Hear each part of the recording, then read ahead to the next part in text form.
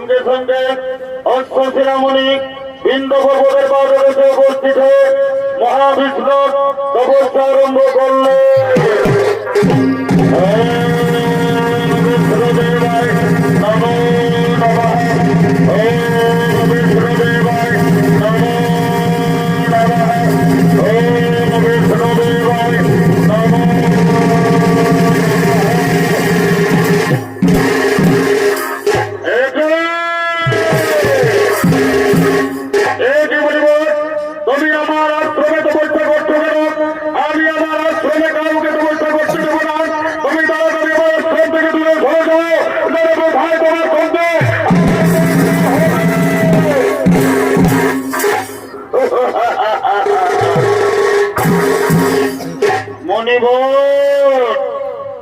এ আশ্রম তো মহাবিষ্ণু ভূমি, এ আশ্রম তোমার নয়, এ আশ্রম আমার নয়। তুমি বৃথা সত্যের মতো গর্জন করে তুমি আমাকে তাড়িয়ে দেওয়ার চেষ্টা করছো, তাই আমি তোমাকে অভিশাপ দেব। তোমার জন্ম হবে সর্পকুলে, তোমার গরুরের কাছ থেকে ভয় থাকবে, গরু তোমাকে দেখলে তোমাকে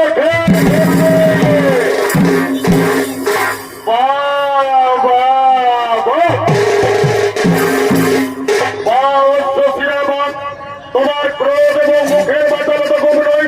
তুমি সাধারণ কথাবার্তায় তুমি আমাকে অভিশাপ দিয়েছ, তাই আমিও তোমাকে অভিশাপ দেব। তোমার জন্ম হবে কাঠকুলে, তুমি পৃথিবীতে বিতরণ করে ঘুরে বেড়াবে।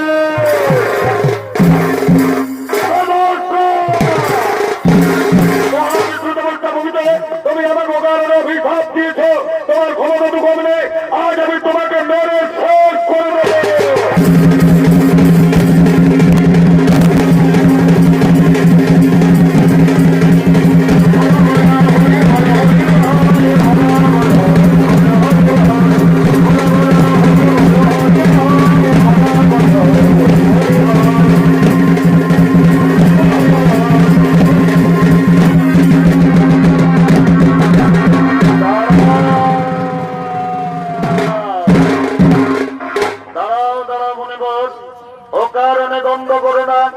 দ্বন্দ্বে কোন সিদ্ধান্ত ঠিক হই না।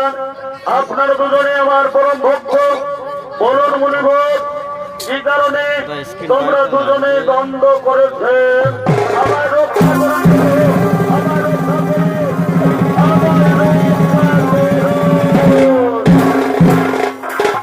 হে প্রভু। অকারণে অশ্বশিরামণি আমাকে অভিশাপ দিয়েছে, আমার জন্ম হবে সর্পকুলে, আমার গরুরের কাছ থেকে ভয় থাকবে, গরুর আমাকে দেখলেই আমাকে খেয়ে ফেলবে, তাই আমাকে রক্ষা করে দেবো। আমাকে রক্ষা করুন, আমাকে রক্ষা করুন।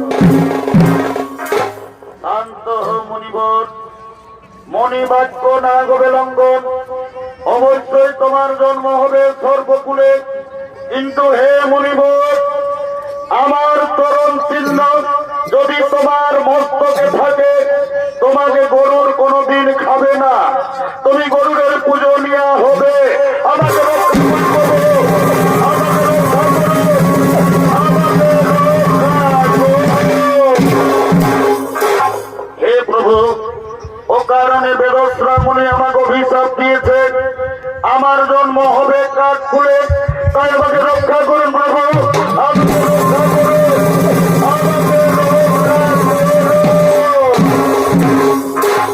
শান্ত মুনিবর, মণিবাক্য কখনো না হবে লঙ্ঘন।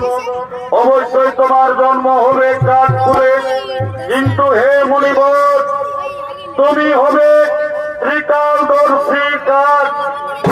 তোমার মুখ থেকে বেদ বাক্য উচ্চারিত হবে। এবার আমি আসি মুনিবর।